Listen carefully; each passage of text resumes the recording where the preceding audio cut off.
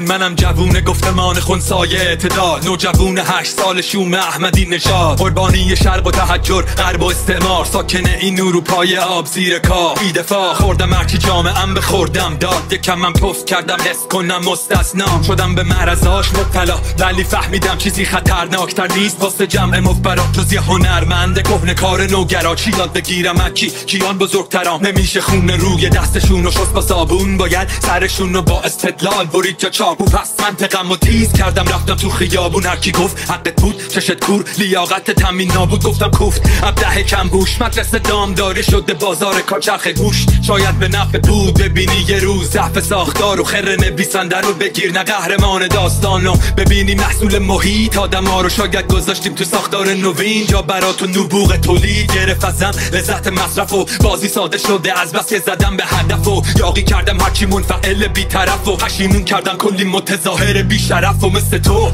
یه سکه با 2 رویه به درد نخور، نه عذرخواهیت میخوره به دردم.